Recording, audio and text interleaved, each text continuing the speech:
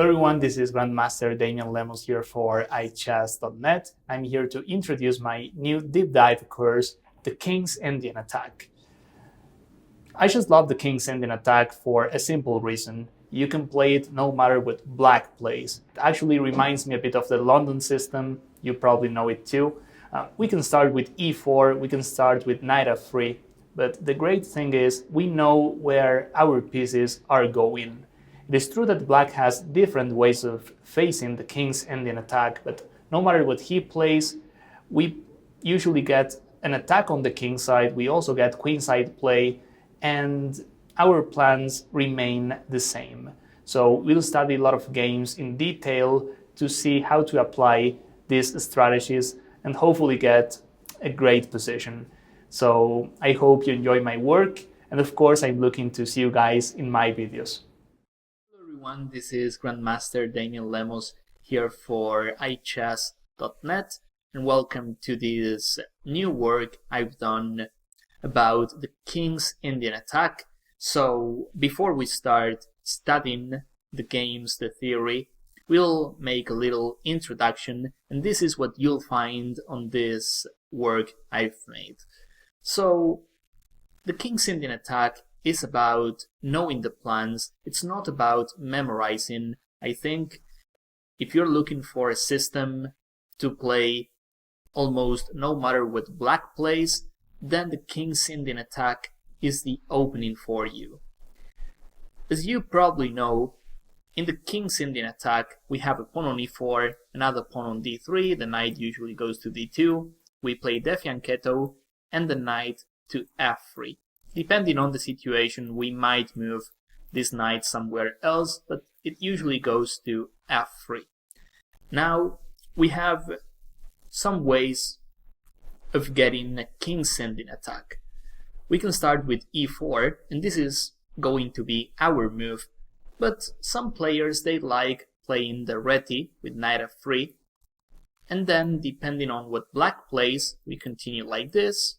We develop our pieces, we castle, and then we play d3, knight bd2, and e4. The issue with this move order is that black, he can play in so many ways, he's much more flexible, and to begin with, he can play d5, and he can try playing a quick e5, for instance, things that are not the main lines we want to play when we play the King's Indian Attack. We don't want to give black this flexibility, so if I play the King's Indian Attack, it's when I play e4.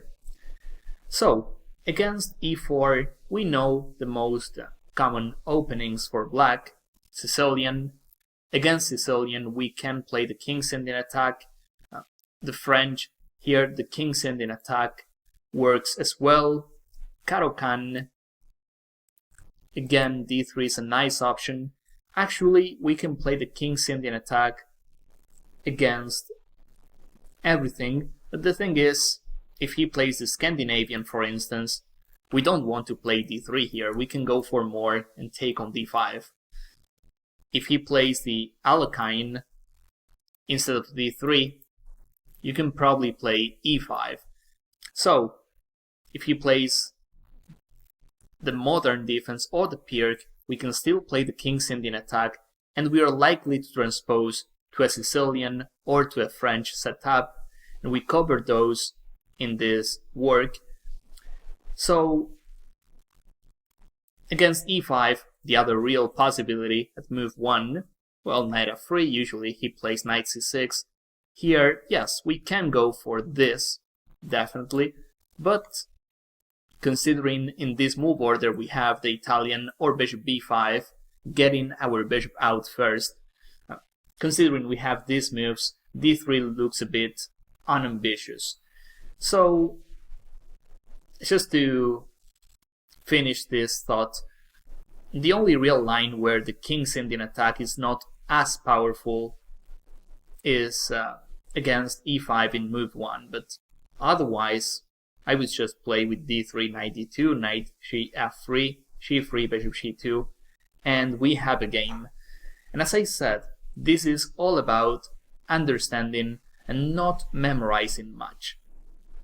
So in this work I've made, we start with 3 games, like 3 introduction games, where we pay attention to the plans, and then we have chapters. We have how to play against the French, how to play against Sicilian, how to play against the Caro-Kann, and then we continue with other games to get more and more plans.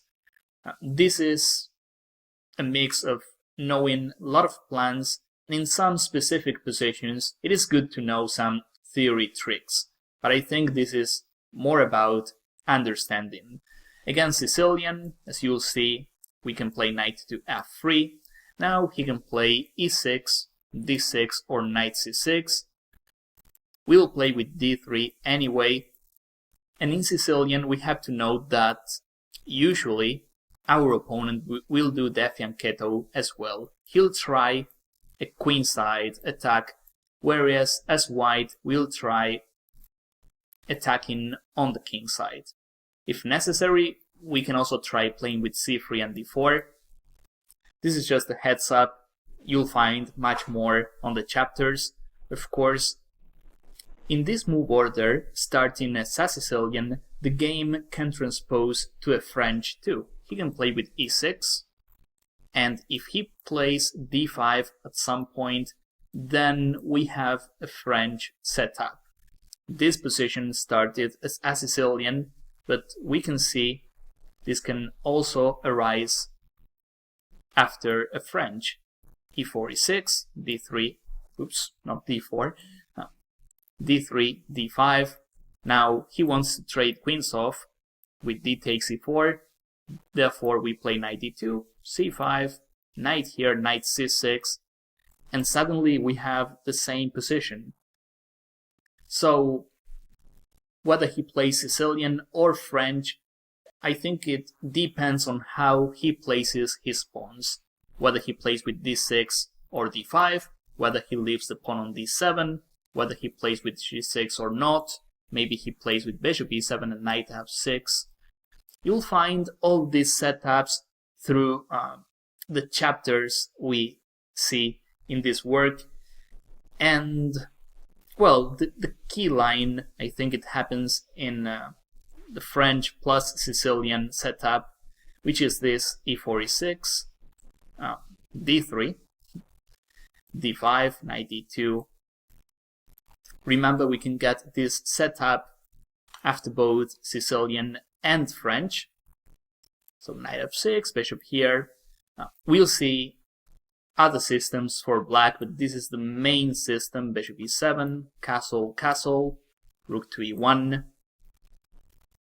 Now we go fast, but we'll cover the move orders and all the details during the videos, so don't worry about that. So this is the main setup where white attacks on the king side and black tries doing the same thing on the queen side. What I like about this is that if both are successful, then white is going to win, because our target is his king, whereas his target, it's probably our pawns, our rook. So the main idea is, and this is a heads up, as I said, is to bring our pieces to the king side. His king side doesn't have many pieces, so we would love playing a position like this, bishop f4, h4, the knight usually goes to h2, and then we drive all our pieces to the king side. So we'll cover games with this line, which I think is one of the main lines in the king's Indian attack.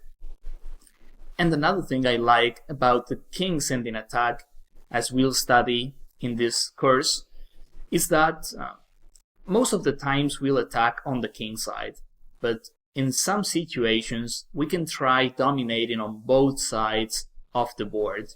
We'll see games where white wins with queenside play as well. For instance, suppose he starts with a Sicilian. We can play knight f3. Let's say he plays e6. he plays like this. Most of your opponents, they are going to play like this. A Sicilian setup with Defi and Keto as well. Bishop here, I castle. They're going to play the knight to e7 to keep this bishop in an open diagonal. Suppose we play c3. This is part of our plan. And if they play e5, stopping d4, then we get new plans. And we'll see stuff like a3, for instance, c3 plus a3. Now this diagonal is closed. We can try gaining space on the queen side with b4, maybe bishop e3, maneuvers like knight bd2 and knight b3. A lot of stuff. I'm probably missing something, but throughout this course you'll find most of white plans according to what black plays against the king's Indian attack. So that's all for the introduction. I hope you enjoy my work. I hope you learn something. And of course, I want to see you guys in other courses as well. Thank you.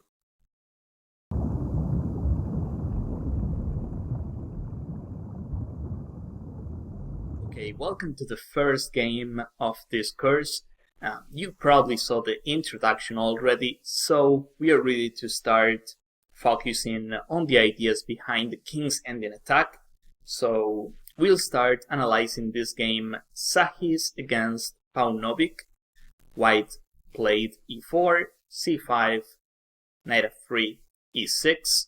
Black plays the positional Sicilian. We know he can also play knight c6 or d6. Whatever he plays, we can play the king's Indian attack. So e6, d3, knight c6. Here white plays this move, and I think it is important to remember that knight bd2, this is part of our strategy, but we'll play this when he plays d5. Why? Because suppose he plays something else. He plays d6 instead of d5.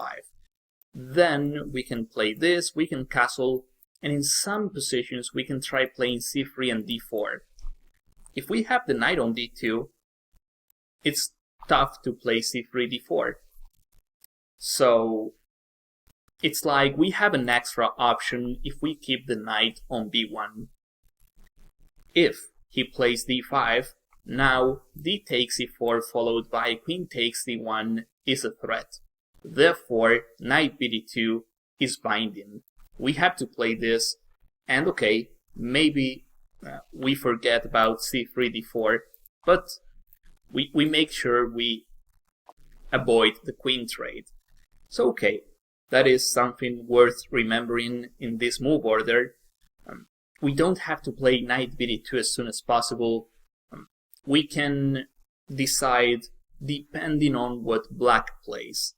So, okay, let's see the move order again. Knight c6, white plays this, and in this game black decides to play with d5. I think he's got two main systems against the king's Indian attack. One is playing with d5 and the other one is playing with d6. And of course we'll study both. So d5, now we have to stop the queen trade. Therefore we play knight bd2, knight f6, bishop there, and black plays b6. So this is the first weird move, because you expect bishop e7 or bishop d6. Usually black plays with bishop e7. Bishop d6 is a possibility as well, but black, he has to be concerned about e5 at some point. So that is why most players as black, they play bishop e7. In this game he tries b6, and as we'll see, he's being flexible. He wants to stay with the king on e8 and castle queenside. But okay, we have to castle anyway. Bishop b7, rook e1. This move is always useful when we play the king's Indian attack. First, we support e5. We might have the chance of taking on d5, who knows. And we also escape from things like bishop a6. I'm not saying black has something on this diagonal, but maybe one day, suppose we play something like c3. d3 might be a weakness, and having the rook on e1 is always helpful for white. So, okay, b6, we castle, bishop b7, rook e1. This is what I love about the King's Indian attack. Whether you know theory or not, your moves are easy to play. Rook e1, and black plays bishop e7.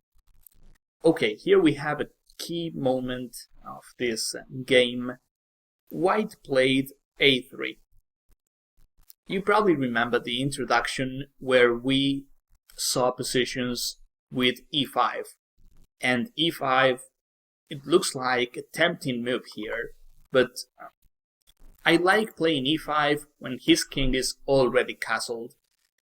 If we play e5 now, it's like we're showing our cards and his king, we're showing our cards, yeah, I think I said it right, and his king is on e8. He's not castled yet, so he can play knight d7.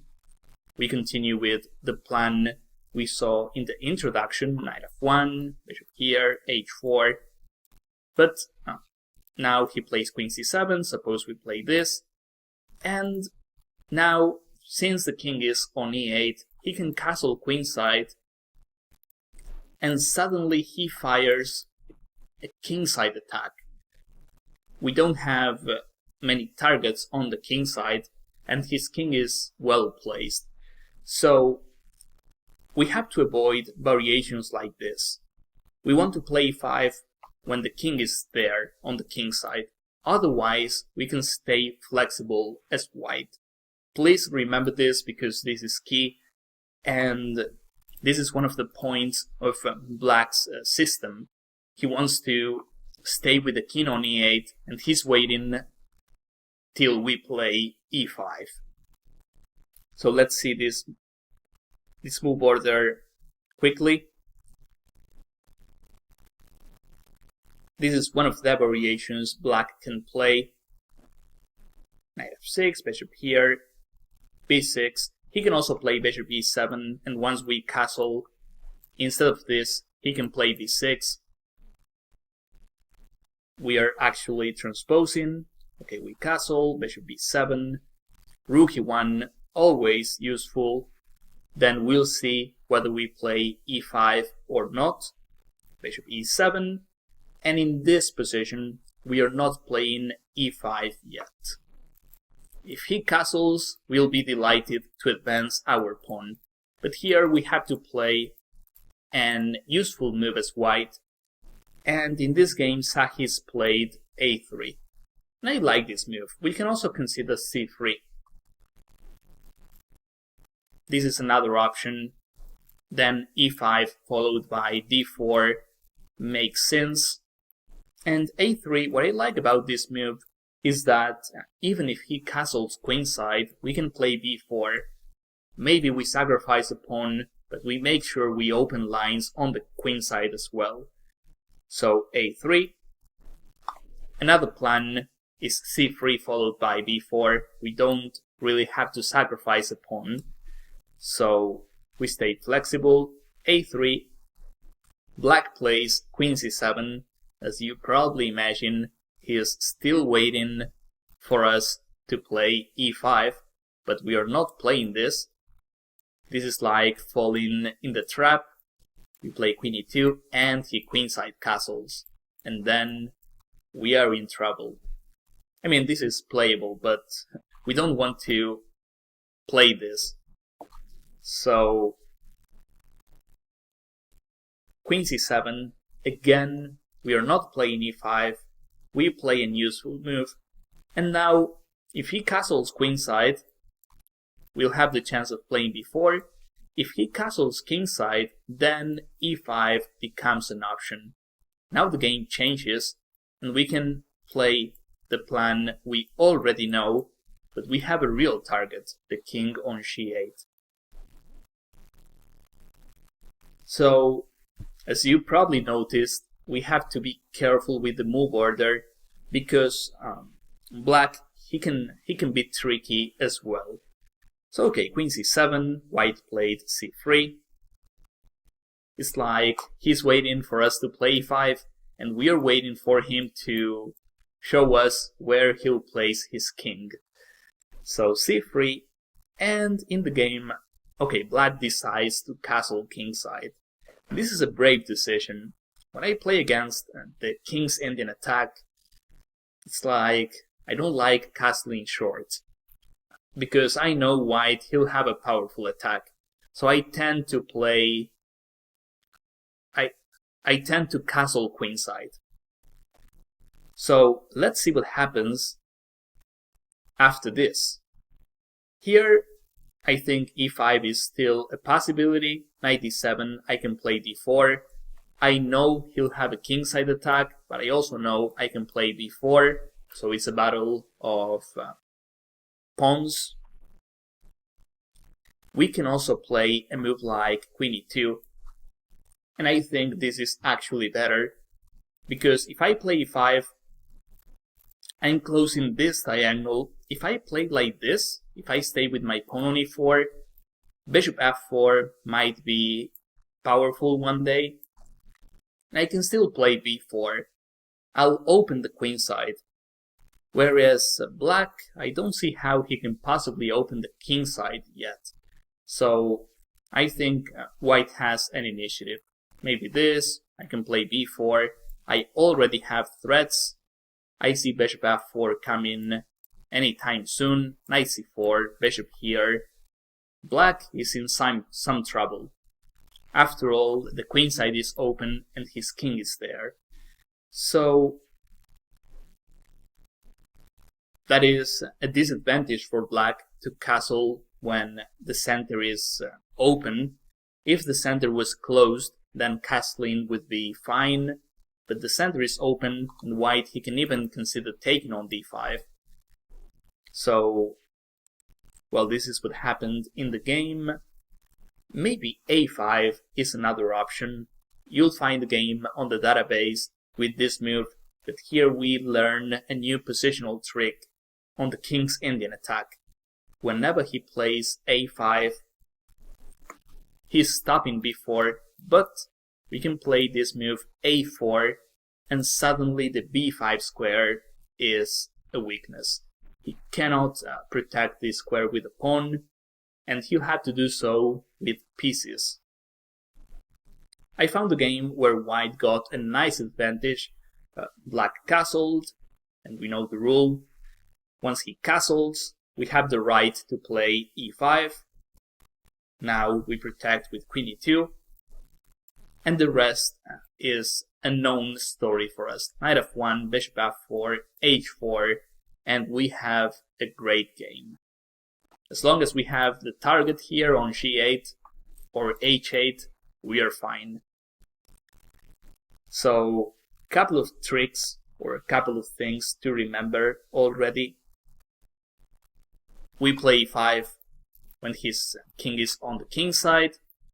We also know we have useful moves like a3 or c3. We want to play with b4, and if he plays a5 at some point, as we see in this game, if he plays a5, we have a4. Remember this, because if you play the King's Indian attack a lot, you'll have the chance of playing this positional trick at some point in your life. So these things are worth remembering, and we can apply these tricks to most of the lines black play against the King's Indian attack. So okay, in this game Sahis against Paunovic, black decided to castle short, and of course we play e5. We know where the king is already. Knight e7. And in this game, white decided to play d4. This is logical, but I would also consider playing queen e2.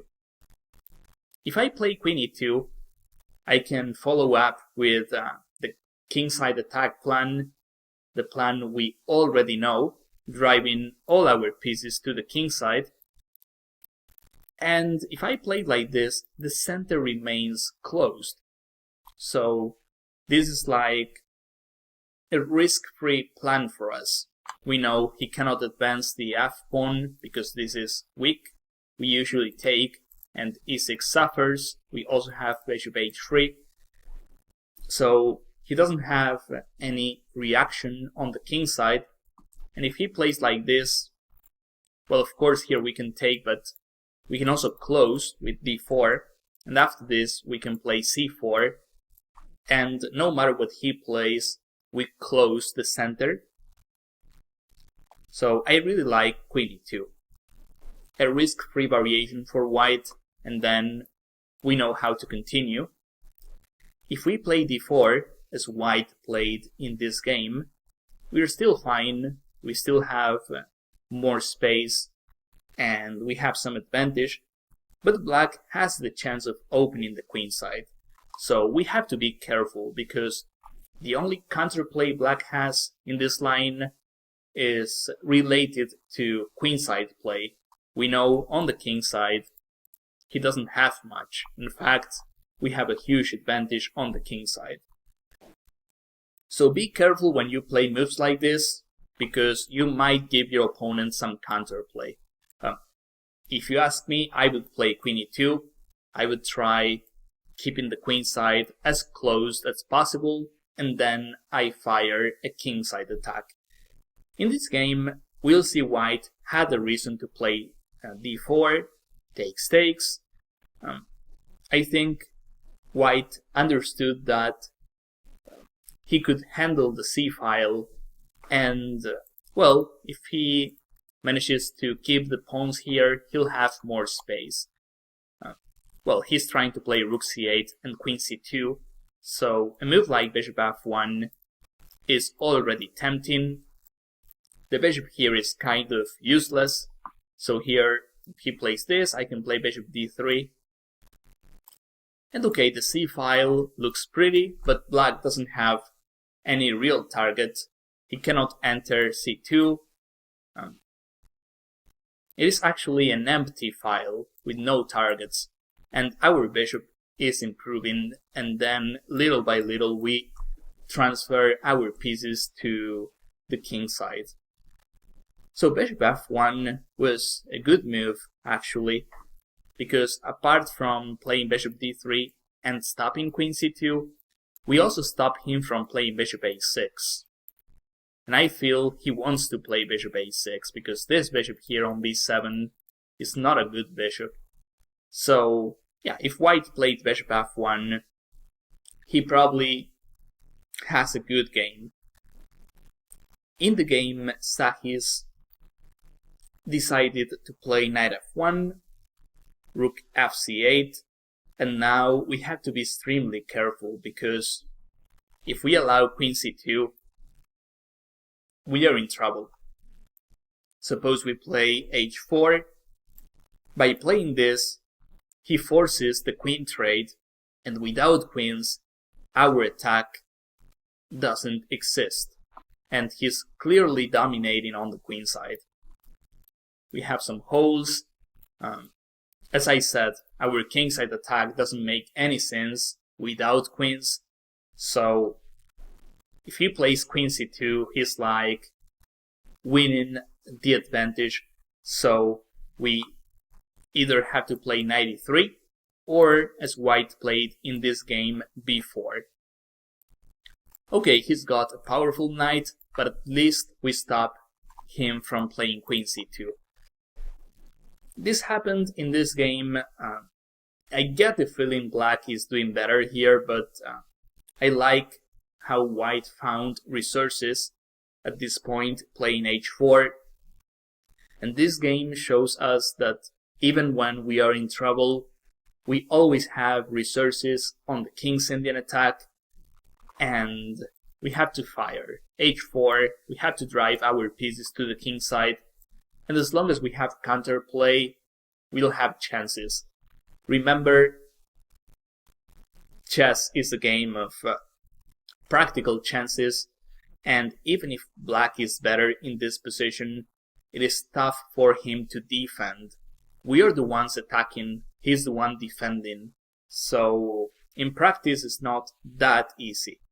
For instance here, knight g5, we are driving the queen to h5, we have targets. If he plays this, we already have the h-file, we can even think about sacrificing our knight on f6, and we open his king side. So maybe h6 is another move, but here I can just move my knight. We know when he advances his pawns, he'll probably regret it in the future because he's created a new target. And we can even think about sacrificing on f7. Let's take a look at this. Queen h5. Okay, he has to play this. I can play bishop h3. I can even play this. And yes, technically this is better for black, because the computer knows how to defend. But in practice, it's not that easy. I bet even strong grandmasters would fail defending this. Because practice, we know, it's not the same as analyzing at home. So that is one of the advantages of playing the King's Indian attack. So okay, this game, knight e7, again, just to be clear about this position, I think queen e2 is a better try. What white played in this game, it's playable here. Bishop f1 is another improvement, trying to play bishop d3. I'm showing this game to prove we have counterplay even when things are not going great. h4, let's see how this game was. b5, knight here. Black decided to play a5. He's clearly dominating on the queen side, but we are also fighting on the king side. Bishop takes, and suddenly black starts making mistakes. In this position, it seems like h6 is a good move according to the computer, but in practice, I mean, how could you possibly play h6 as black? Look at all the pieces white has on the king side, all the chances he has, and we only have one defender, which is knight d7. Our knight on c4 is beautiful, but it's not doing much. So this is what I mean with practical play. Maybe this is equal, but in practice, white is clearly better already. So what ended up happening in this game, black played rook a4. Well, if we take, we'll create a passer, so we simply forget about the b4 pawn. All we want is to attack. I don't think he can take, because we play this, and he's defendless.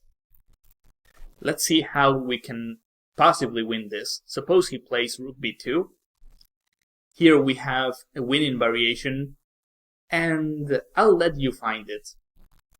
This is the first puzzle of this course. Stop the video and try finding the best continuation for white.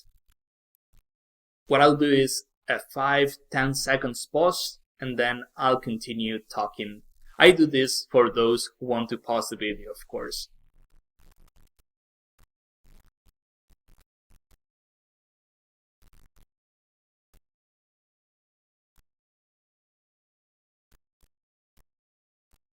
Okay, so in this position, we are pretty close to mating him.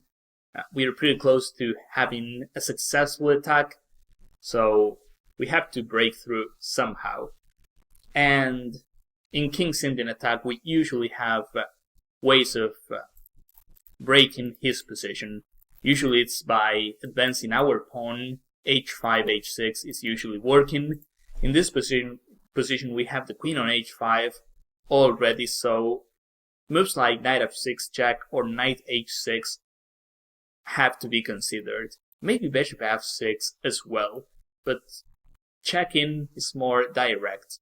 So let's see both. Knight f6, if pawn takes, we can play this. And I don't see any way for black to stop the mate. Maybe queen d6, but then I play bishop f4, and he's in trouble. Bishop h6, and once he moves the queen, we have queen g5 and queen g7 mate. So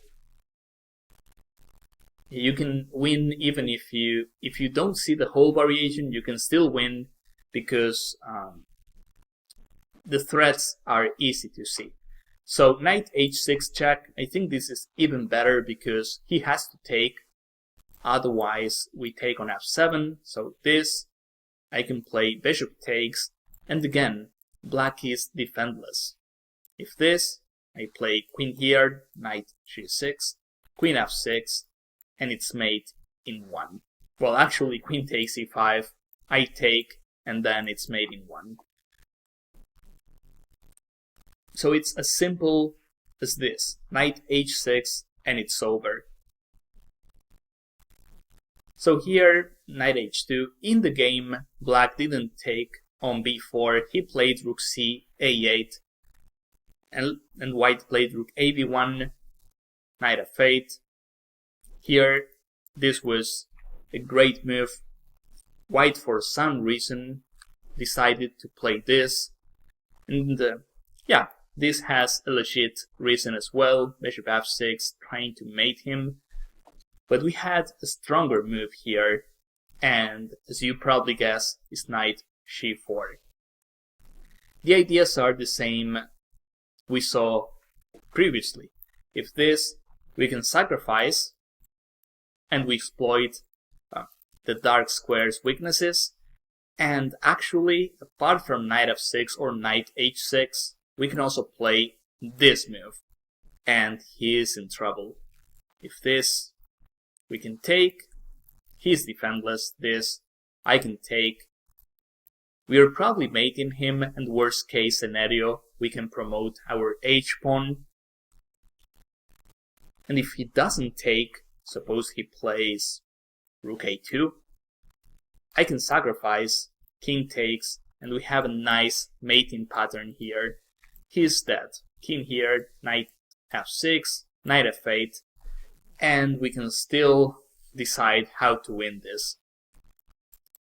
We can try driving our rook, we can advance our pawn, we can go queen g5 plus h5, we can play bishop f1, bishop d3.